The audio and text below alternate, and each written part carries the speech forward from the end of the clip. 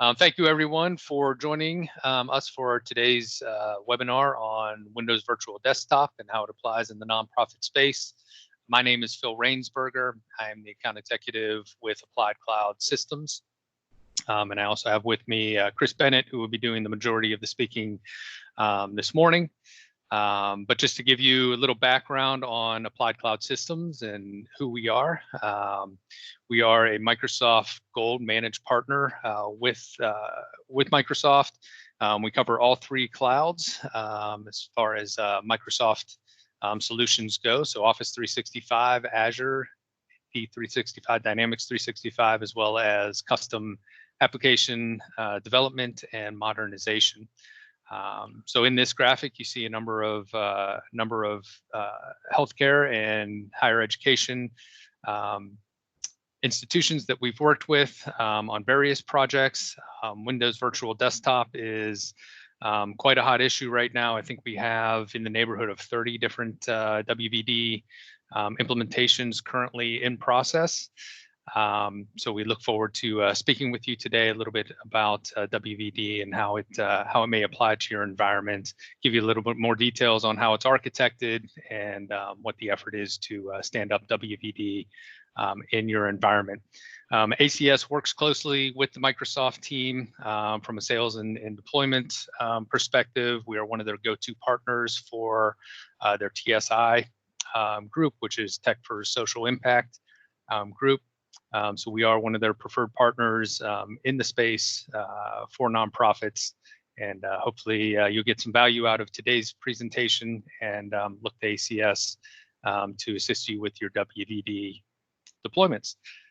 So at this point, I'll go ahead and turn it over to Chris Bennett, and Chris will lead you through the rest of the presentation. Thank you again for joining. Thanks, Phil.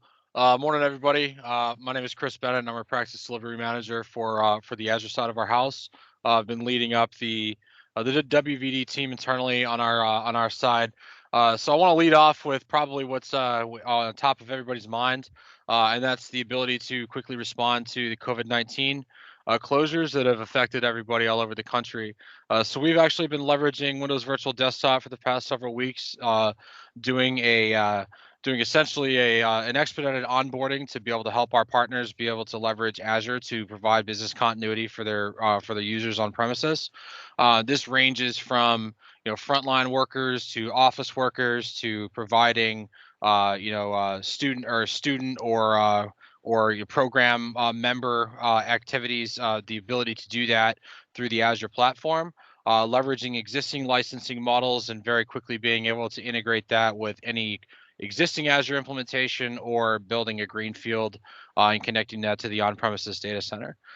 So this provides us the ability to, again, quickly deploy employee desktops with whatever applications we need to in a couple different architectures that allows us to flexibly add applications going forward if we miss anything during our first pass, and also deal with more specialized applications that have a smaller user base and may have some stringent compute requirements, graphical requirements, licensing requirements. We've kind of worked through all of it, and at the scale of many of the organizations that are likely on the phone here. What this provides us is a single pane of glass for employees to get into their applications. We have the ability to publish them either directly to a desktop or publish the apps themselves, which would be familiar to anybody who's got a background with Citrix and XenApp. We've got the same type of delivery model.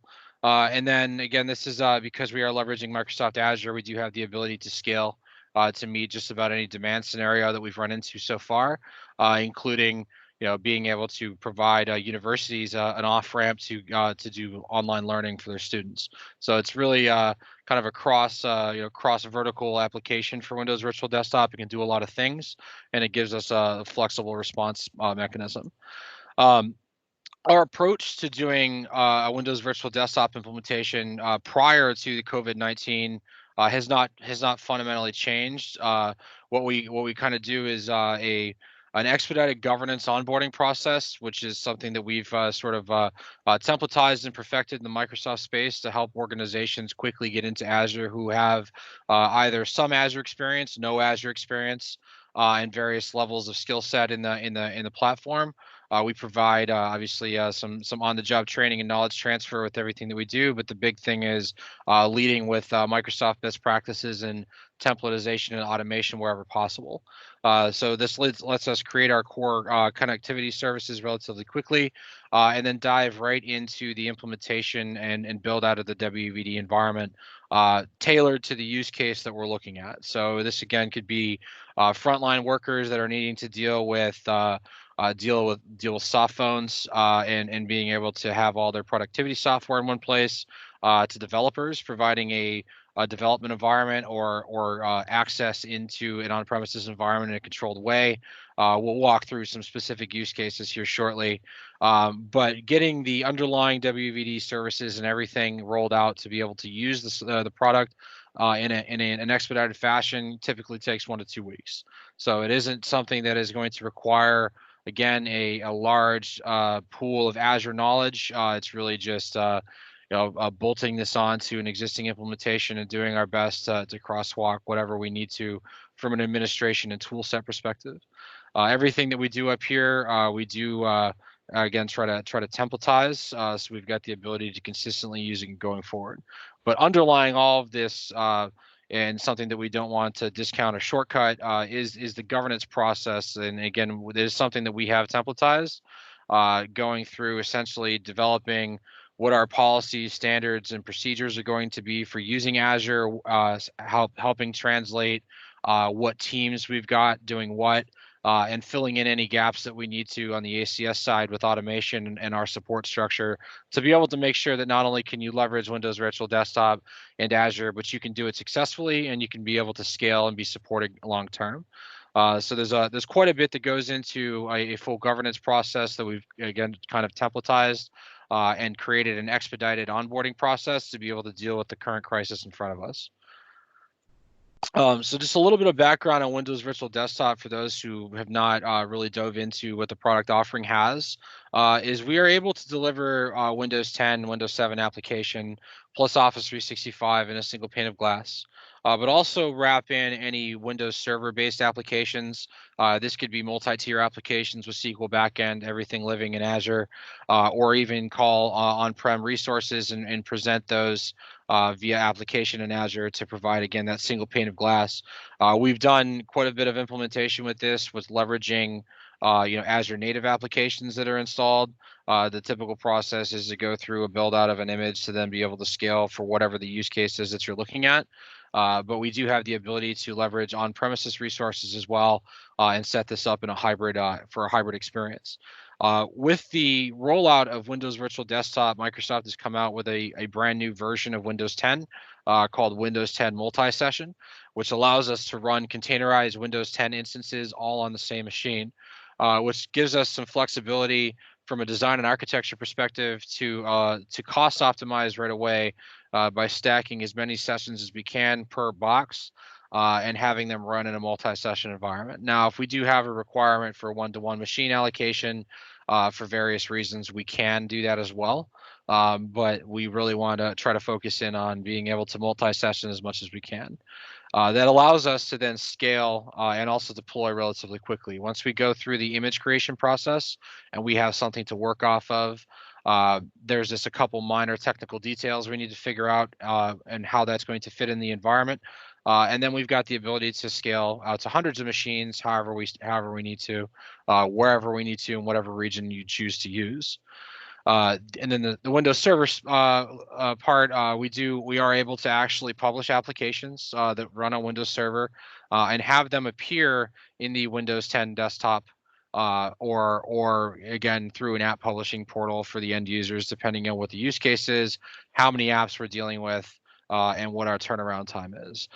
General rule of thumb, building out a Windows 10 desktops experience for end users is a lot quicker than getting into doing the application publishing. But for the application publishing architecture, gives us the flexibility and the scale going forward, and also drives some cost efficiencies as well, which especially in the nonprofit space, being mindful of cost is kind of front of mind, and it is definitely front of mind from all of our design processes.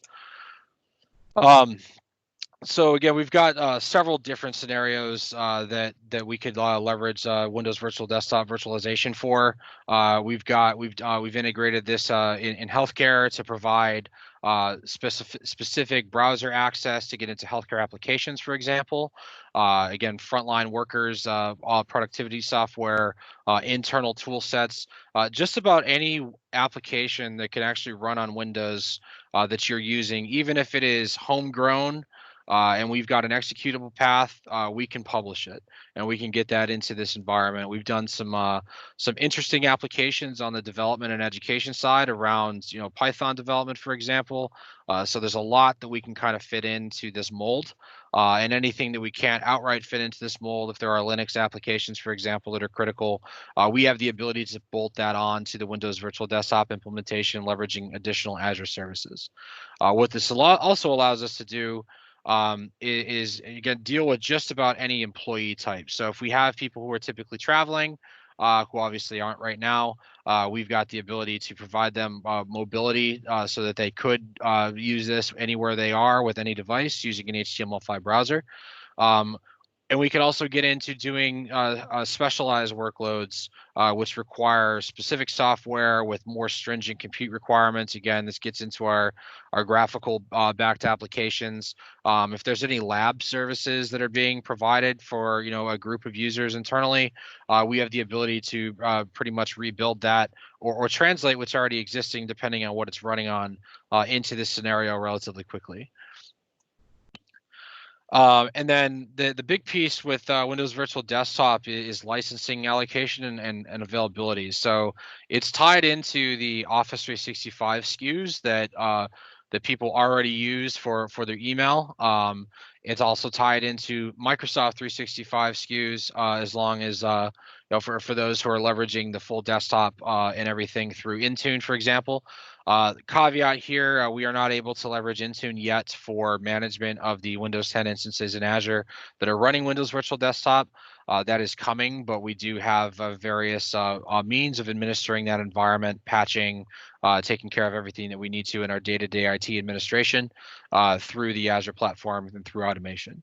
But what we've got available to us again is the full access to the Windows Virtual Desktop client, the access to the actual desktop session are all tied into the licensing that is probably already in place for anybody who's been a Microsoft customer in the past. So this includes if we got existing CALs out there for RDS environments and we don't happen to have any additional licensing on the Office 365 side, well, we are able to actually stand up a licensing server in the environment and leverage those CALs for access to the environment as well. All of this is tied into the Active Directory user object that needs to be synced out to Azure so that it can hit the actual connection broker here. But other than that, the licensing entitlement is either attached to that user given their Office 365 license, or we stand up a licensing server and leverage existing CALs to provide access to the environment. The other cost that's associated with Windows Virtual Desktop, other than the existing licensing, is whatever compute, storage, and networking costs are associated with the size of the environment that we roll out.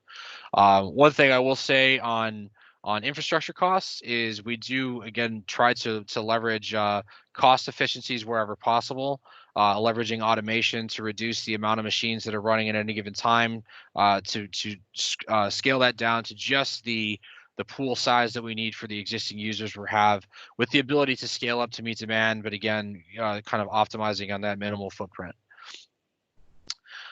The other piece to Windows Virtual Desktop is it is fully integrated within the Microsoft security ecosystem via Microsoft Graph. So we have there's three pieces to this. There is the user identity itself, which is going to be tied into Azure, which is going to have Azure visibility through Active Directory into what that user can do, conditional access policies around access, so we can wrap MFA around this if we need to. And also the advanced security features, if you happen to have P1 or P2 for user licenses, which are tied into EMS, E3, and E5, or A3 and A5 licenses also include those. So we do get the full visibility into the Azure identity. for the users that are connecting, which gives us some auditing capability, as well as, again, the ability to use conditional access policies, force MFA, make sure people are using VPNs on-prem to access. Whatever we need to do, we've got full access there. The other side of the house is this is Microsoft 365. So it is an Office 365 license. So any protection that we have around the Office 365 identity, we also get extended over into this side of the house. So that is, again, if we have the more advanced security features out there, that is our, impossible travel scenarios, building the usage profile for the user, and wrapping the security graph and AI features that Microsoft has around usage of the environment. Then finally, we have the underlying Windows Virtual Desktop infrastructure itself. So these are Active Directory domain joined machines. So we do have full group policy capability with everything that we're doing here. We can leverage existing group policy objects that have been built out to provide secure Windows 10 environments on premises, for example. Those can be leveraged up here. And then we also have the full monitoring, alerting capabilities of the Azure platform. So we've got we've got policies, we've got monitoring capability from a network perspective. We can monitor the internal OS of the virtual machines, grab all logging that we need to, and ultimately, depending on what the security footprint requirements are, egress those into a SIM of some sort or get them into the hands of the security team in the environment to be able to make sure everybody's secure. Layering on top of all of this, if there is not any SIM in place, we do have the ability to integrate this with Azure Sentinel, which is the Azure-based SIM that we can ingest all of these signals into and do alerting right there through the platform without a large cost tag. High-level architecture for Windows Virtual Desktop is basically we're dealing with a hybrid PaaS and IaaS service. So traditional RDS, which anybody who's familiar with VDI on-prem has ever built out an RDS farm, terminal servers, Citrix. We have some key pieces that are essentially the access broker for whatever the environment is that we're dealing with. So we're dealing with actual web access through an HTML5 browser, broker access through the actual agent that connects, basically getting into Windows Virtual Desktop, dealing with all of the load balancing, the gateway, and the security around that piece is taken care of for us by Microsoft. What we're concerned with is building out pools, is building out images and making sure that we can efficiently deliver the applications that our users need, but not needing to deal with the minutia of making sure that our load balancing is correct or troubleshooting a network issue for users not being able to connect to the environment. This is all taken care of for us by a service that then communicates with an agent that is put on whatever the endpoint is. And then that communication allows the resources to check in with the pools, and then load balancing takes care of spreading user sessions across that based off of settings that we control. Underlying the compute is just additional Microsoft infrastructure. So we've got storage in place. Obviously, we need to have networking for these machines to talk on and be able to get back to Active Directory services on premises or in Azure if they've been extended.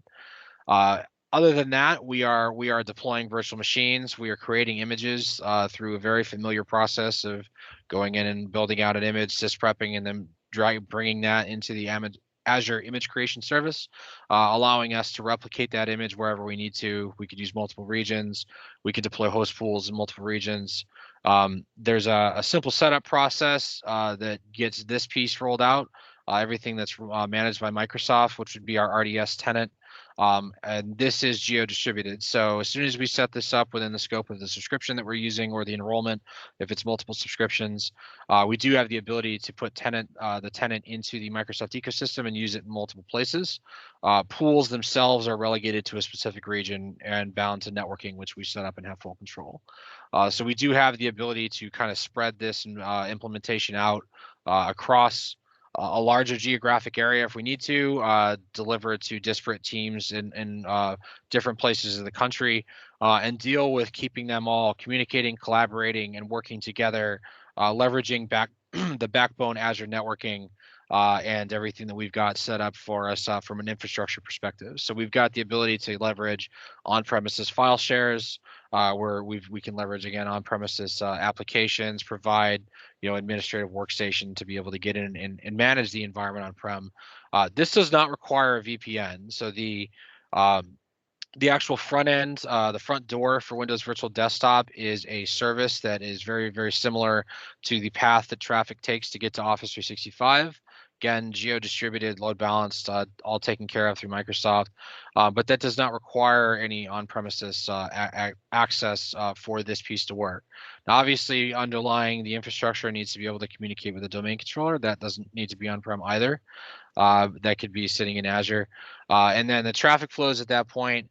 User hits the broker, they get into a resource. The communication stream for them is actually between the broker and the resource by the agent. All other traffic, we have full control over where we send it.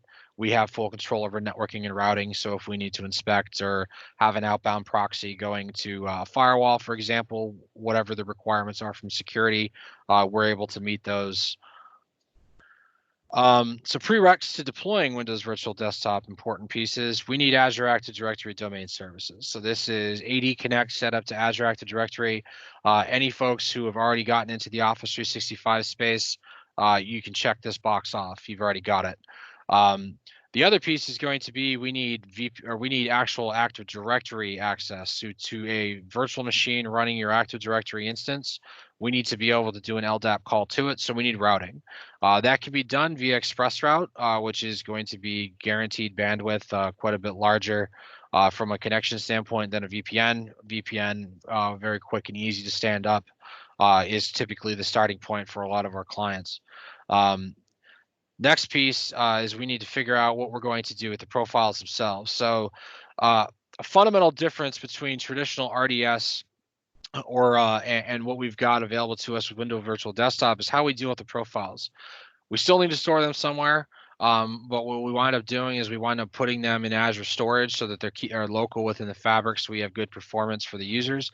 But FS Logics actually will take that user profile, encapsulate their home directory, app data folder, any settings and changes that they make into a VHD that actually gets mounted to the machine instance that the user hits. So that allows anybody who goes in and makes a change to Outlook, for example, that change is going to persist with them no matter what machine they hit that they have access to. So that allows us to do a couple things. One of them is, again, have users be able to have an experience where they're able to customize their own desktops. We're also able to leverage policy and anything we need to in the space to make sure that these profiles are properly administered. They're the right size. We can eliminate the need for tickets by wrapping some additional policy around this space to make sure some automation goes into play to make sure that that's a smooth process. And then depending on the scale that we're looking at, again, we could use Azure Storage, we could stand up an SMB server, or we leverage Azure NetApp files for simplicity's sake, where we can, and we've got the scale that meets. And then finally, we need obviously somebody who has access to Azure, who is an owner of the subscription, who also is an AD global admin. So the stand up for this initially requires full access to both Microsoft clouds, Office 365 and Azure, which is the global administrator, and then the owner of the subscription. And then everything from there is created and people are added to the WVD tenant through specified roles. So that's the big piece, is just making sure that we've got the correct level of administration to get in there and do what we need to do. Then we build everything out. From there, we've got the ability to hand off administration and the ability to scale to users without these highly privileged access accounts. So deploying Windows Virtual Desktop is fairly straightforward. Again, once we have our Azure governance in place, we've got our core services, we know how we're going to get to a domain controller. Our networking is set up. We've got a storage location set up and on the network that we've got access to. You go through and you wind up going via PowerShell, creating your host pool, creating your tenant, putting any settings you want to in there. This first step, there's no GUI, unfortunately, yet. It's on the roadmap. So this is a pure PowerShell task. We've packaged everything up into an easy to follow guide.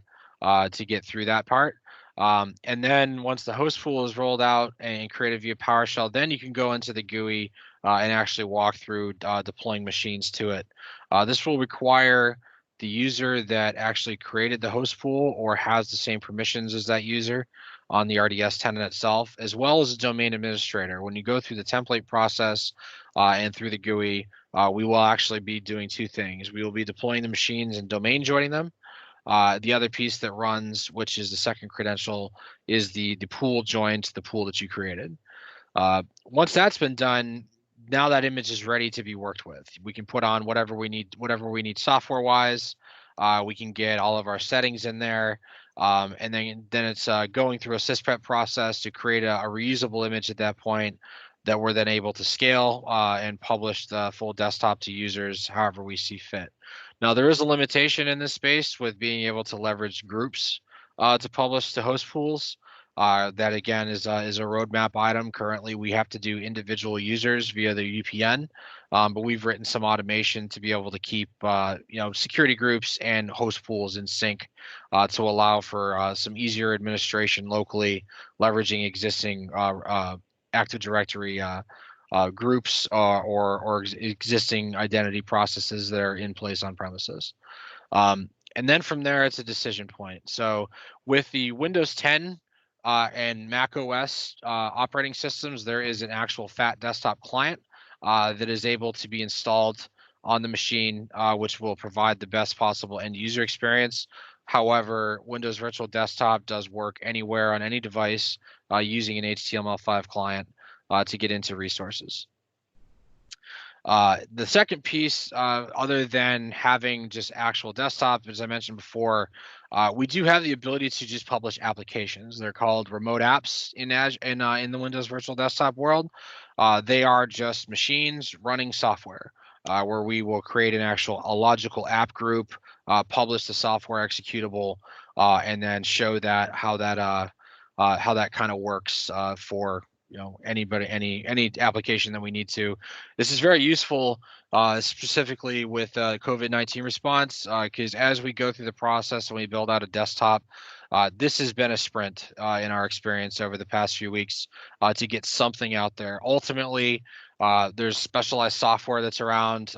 Something may be missed that's critical for a large group of people. Deploying remote apps to the existing desktop that we've gone through the time to build is the most efficient way to be able to do that and make sure that we get what we need going forward. Instead of having to go back and redo anything here, we just add additional application by publishing them. So real quick, I'm gonna go ahead and hop over to our Azure environment. Again, the back end here for our Windows Virtual Desktop environment is simply virtual machines. But how that winds up looking is here. So this is the HTML5 browser to log into Windows Virtual Desktop. This is the Microsoft broker that is, again, our geo-distributed service, load balanced, capable of handling all of the sessions that we've thrown at it thus far with all of the implementation work we've done. So we have our user. In this case, I've got virtual desktop demo student 1 at AppliedCloudSystems.com.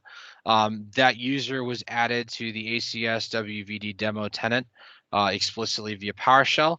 Access to two pools. So right here, represented with these two published applications, this is actually the application pool that I was mentioning before. So these are our published remote apps. So if I go in and launch one of these, it's going to pull it up here on the HTML5 sessions and give you just access into the app itself. Now, that may be the chosen delivery model for some of the applications that we're looking to publish. This is exactly how people would use them. But providing everybody a singular user experience with regardless of the device that they're using. To do that, we use the session desktop, which is the full desktop. As you can see here, this does have Microsoft Teams installed. We've got our full collaboration suite with Microsoft Office already pre-installed in this desktop image. So all we need to do with this is come in here and install whatever software we need for our users. So if they're using Again, our Office suite's already installed in here. But if they need any other apps that everybody needs, this is where we would install them and go through an image creation process with this desktop. Now, the cool thing that we've got with Windows Virtual Desktop, and I mentioned the application publishing, is we actually have the apps installed here locally as well. So the Adobe Acrobat and SSMS, we have the ability, because we have this remote desktop agent here, because this is installed, we do have the ability for the user to sign into this and see everything here installed locally if we want to. So what that shows up as is, for example, calculator would just have this little icon there. The user would see it. But what we've been doing, again, for COVID-19 response, is providing a desktop session like this that we can have any software that we need to installed on here and scale out however we need to meet user demands. Now, in this space, again, these are an application pool. We can install whatever we need to. The way that we architect this is, Adobe Acrobat and SSMS are going to be CPU-bound applications. We could probably put them on the same host, and we would publish them to the same users. Now, we don't necessarily need to do that. If we had 1,000 people using SQL Server Management Studio, we probably want to put this on its own pool.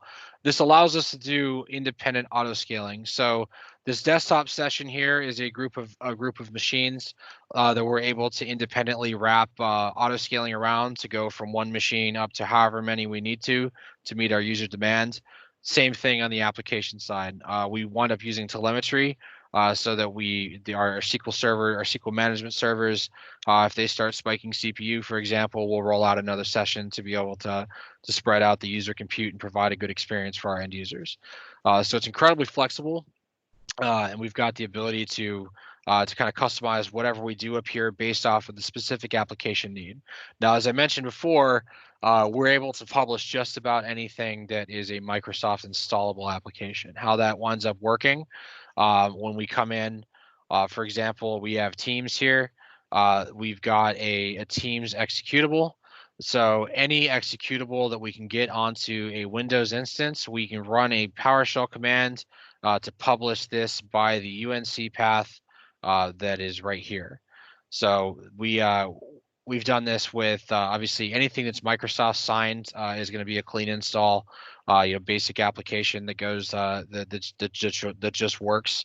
But if we have open source apps, homegrown applications, we do have the ability to either get them into a desktop instance like we're seeing here, or go through the process of publishing them to a managed application up here. Now, from a use case perspective, what this winds up allowing us to do, again, we can take any virtual labs that may be on premises that, whether we're dealing with a specific program, we've got people coming in to do something that involves lab work that may have been an on-premises environment that they signed into that we're not able to do right now. Well, we can break that out and we can deploy that into, again, multiple pools based off of the type of applications that are running in the environment. Obviously, these are all CPU-bound applications, but we've also done graphical. So Adobe video editing software, we've done ArcGIS modeling applications. There's a lot that we can kind of stack into the environment for usage. The big thing is, again, if you're also leveraging an existing on-premises environment, you've got Citrix, you've got VMware Horizon, you've got the ability to currently deliver something to your users. We are able to leverage Windows Virtual Desktop in a hybrid scenario, or we can deploy our CPU, our GPU-bound applications to existing on-premises infrastructure, for example. Underlying this, again, we've got our FS Logics profiles to make sure that we've got a good user experience for everybody and they can save their data. We do have the ability to point to OneDrive instead, or we could use, just an SMB share. There's a few architectural options for us to go through and how we're dealing with profiles. But either way, we're going to need Active Directory access for these machines, and we're ideally going to have an AD group that allows us to target that group and then target the pool here. And that way, all you need to do via to administer and to get people in there is via on-premises Active Directory, add them to whatever group is being synced. Automation picks them up and adds them to the pool, and then they're able to use Windows Virtual Desktop.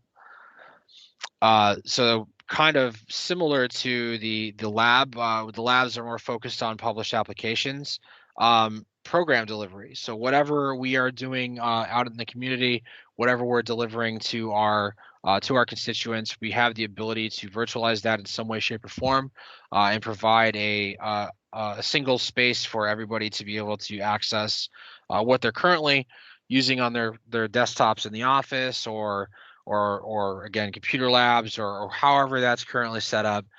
We've got the ability to deliver it. This may be a VM host pool with just desktops. It may be just application pool with just published apps, maybe some combination of the two. So there's some design flexibility here, so we can provide the environment that we need for our end users and do it in the most cost effective way possible by spreading out compute so that we can optimize the underlying machines and then auto scale independently on all of these pools. So as I mentioned, we cover all Windows-based workloads. I'm sure there's something out there that's incredibly odd that we're going to struggle with to get deployed into this environment. We haven't seen anything like that yet.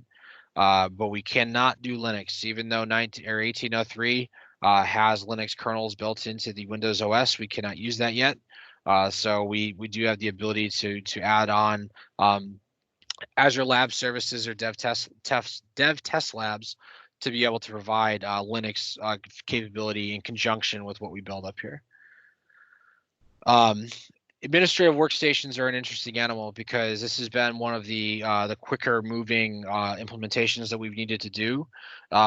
There's two ways. There's two paths into this environment. There's the multi-session or one-to-one desktop. Multi-session requires the build out of a new image. There's no getting around that because the Windows 10 multi-session is a new type of Windows, and we can't. There's no import path from a traditional VHD into the multi-session. Now, a lot of organizations have existing, employee desktop VHDs or packaged software via SCCM, for example. So we can leverage that. We can leverage the existing VHDs. It just requires us to become a little bit inefficient by doing static desktop allocation per user. Now, one thing I will mention with either of these scenarios, we do have the ability to integrate with SCCM. We have the ability to push MSI installs after the fact. So there's quite a bit that we can do to layer on some automation to make the onboarding and administrative process a little smoother. Recently, we've run into users trying to stack too much software on this end workstation, where we wind up coming in with a post-deploy MSI install to push a bunch of apps that wouldn't sysprep nicely, for example, or push a bunch of applications that needed to be installed to the specific user session. We've got quite a bit of use cases here that we can drive. Another, again, BYOD is the mantra of Windows Virtual Desktop. The intent is to be able to use this anywhere on any device that has HTML5 capability, obviously providing a better end user experience on the Windows 10 or Mac OS side.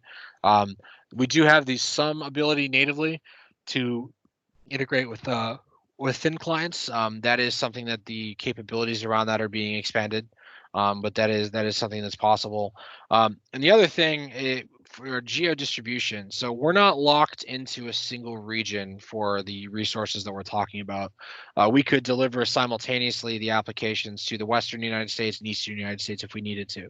So we've got full region mobility, geo distributed load balancing to be able to access that environment efficiently.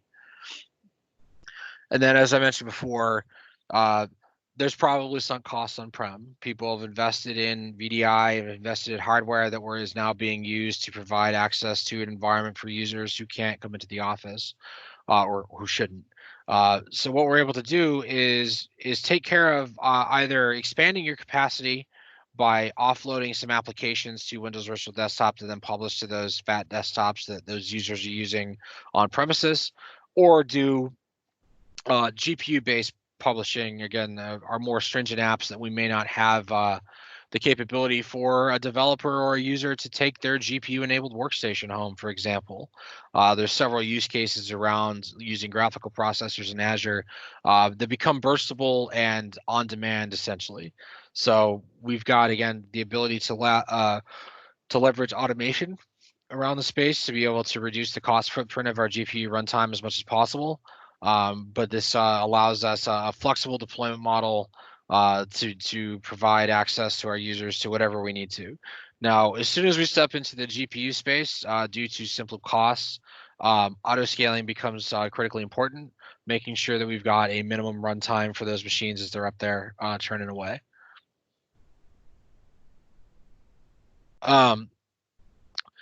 So yeah, the Windows Virtual Desktop experience that we've the most efficient way of delivering this going forward, again, has been Windows 10 multi-session plus Office 365 pre-installed. This takes away the complexity of doing a background Office install for multiple users in a VDI environment. Microsoft has just gone through that process for us. So if we build off of that image, we've got everything pre-baked.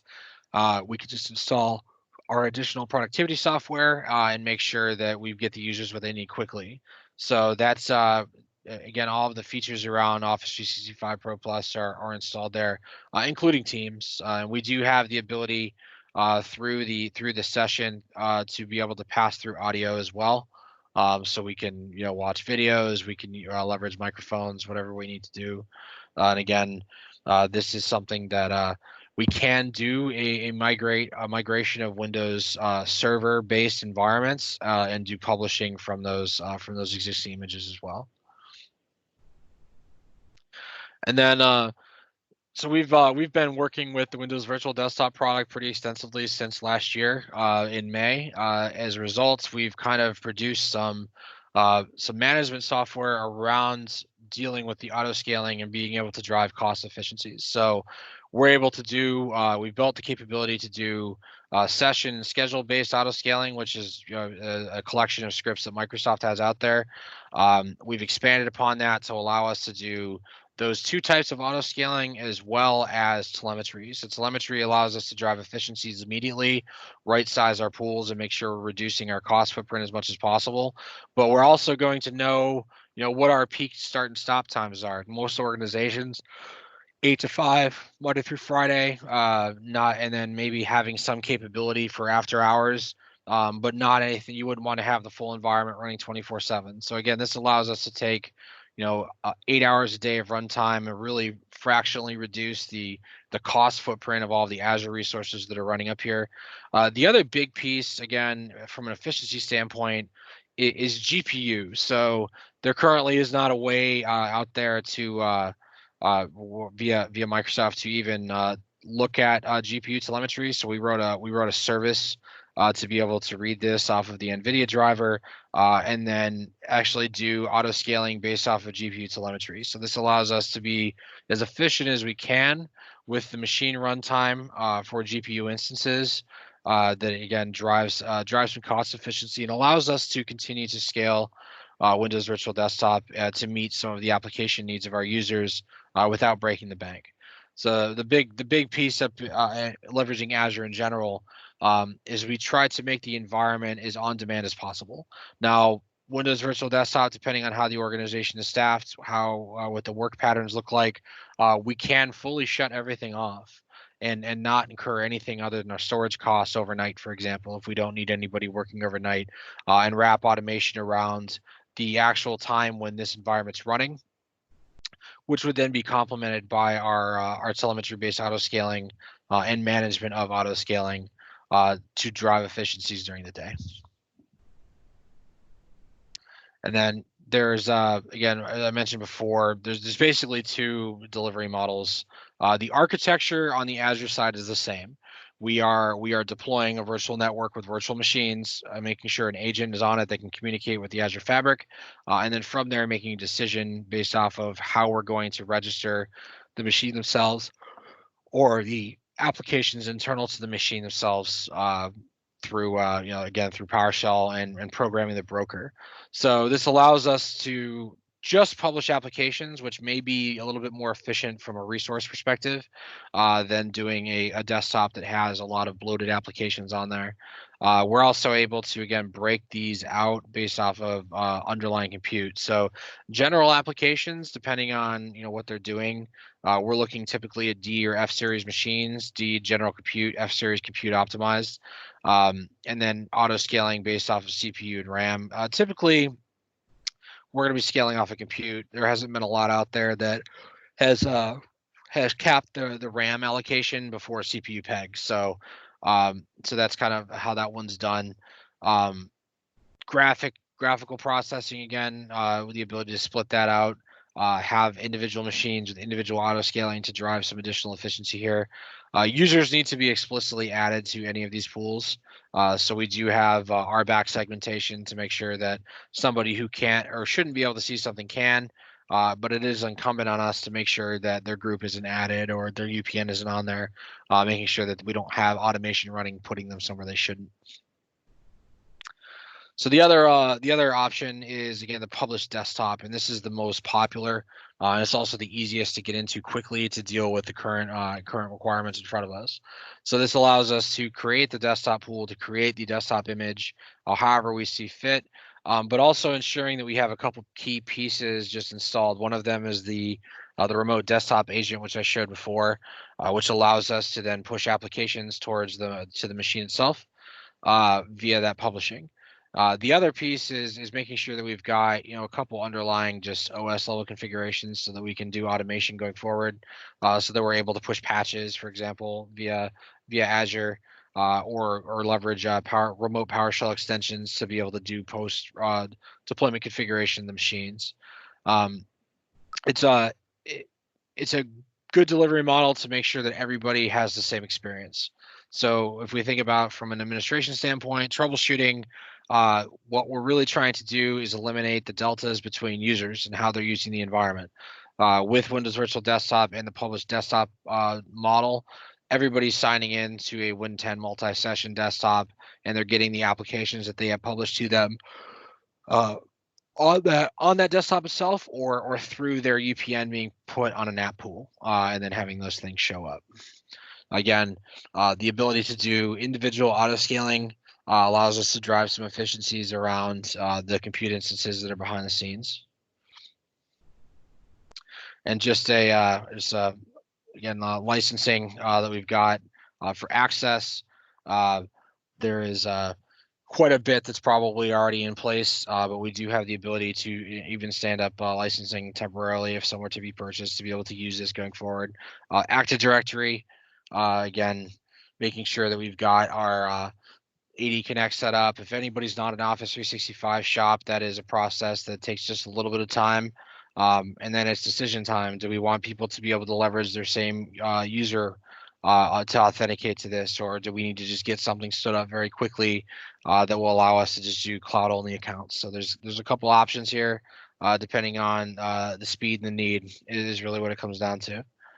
And then here are a couple of screenshots of what our delivery models look like. This is what the actual app itself looks like on the desktop.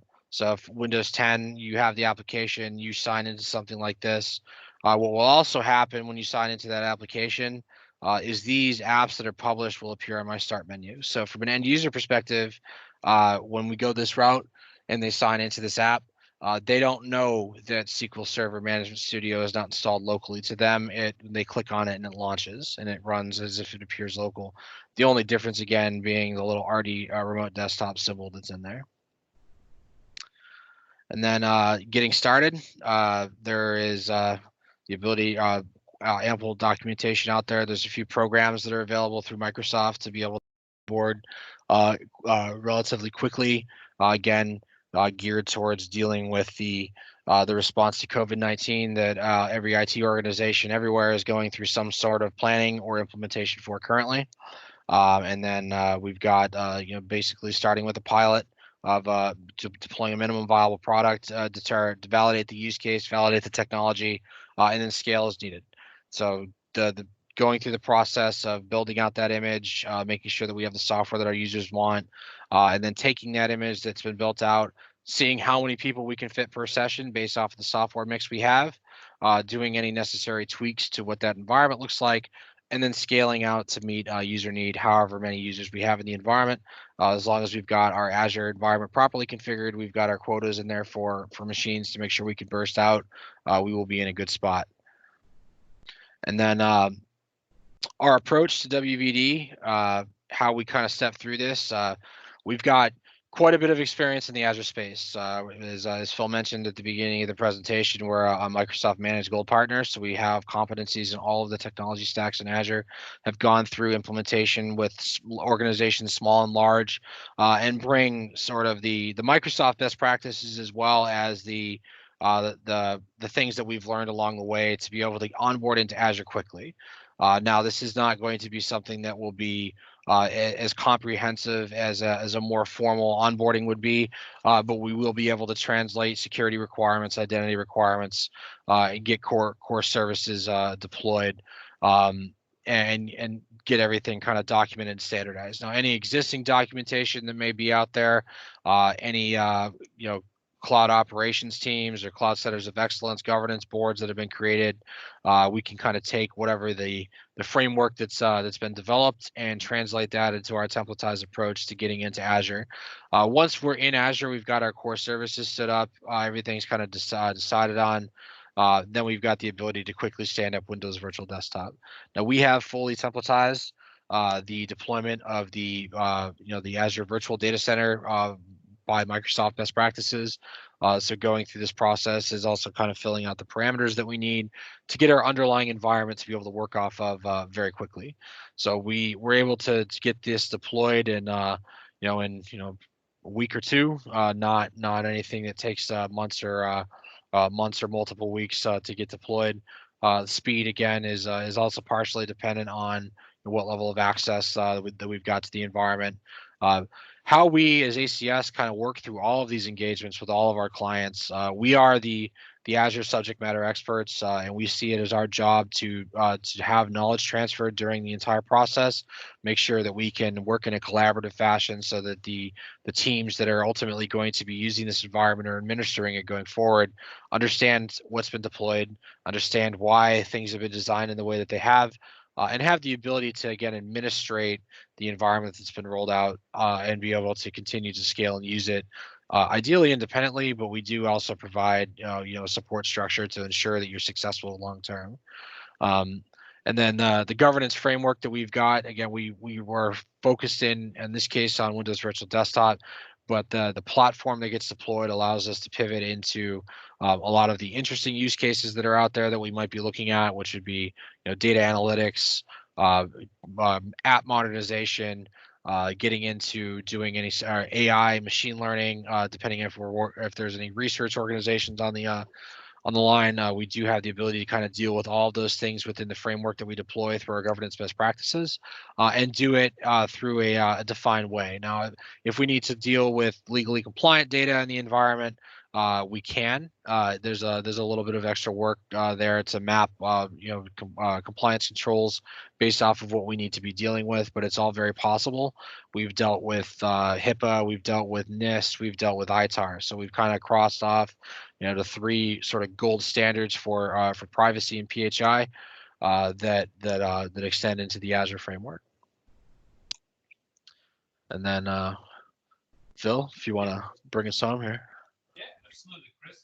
I appreciate. Absolutely, Chris. I appreciate you going through that presentation. That was a lot of information to cover. Certainly, if anyone on the call has questions, you can reach out to me directly. You have my email address, my phone number there. Certainly, we would be happy to jump on a call with you, answer any other questions you may have about your specific environment and your requirements, and hopefully get you moving towards a WVD solution in response to the COVID-19 outbreak. So at this point, we'll open it up for any questions that may be that the attendees may have. And if you have any questions, you can go ahead and throw them into the chat window. Wait a couple minutes here, see if we have any questions, and get those answered for you. Do you want me to hop over to the chat, or do you just want to read them off? Yep, I'm just I'm looking at the chat window. Let's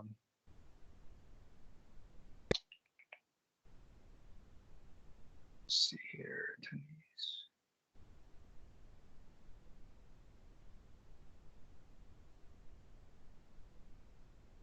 Yeah, Chris, can you see the chats coming in?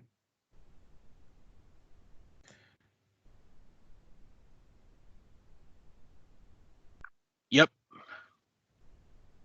Yeah, we have that. You cannot see messages because you're not a member of the chat. I'm seeing the same message, unfortunately. There was, I'm looking right now. There was only one question, which was, can we get a copy of the deck? And I supplied yes. Absolutely, yes. Okay. Yeah, we'll get a copy of the deck, no problem. We can also, if there's anybody is interested in walking through a more in-depth demo, we can arrange that as well. Right. We will be following up with an email sending out the deck. It'll have my contact information as well on that email. You can simply reply back to that email, and I'll receive that. And again, should there be an opportunity here for us to work with you on WVD, an additional demo, a more in-depth demo, as Chris mentioned, we'd be happy to set that up for you. So we appreciate everyone joining. Thanks for your attendance, and hopefully we'll be talking to you soon.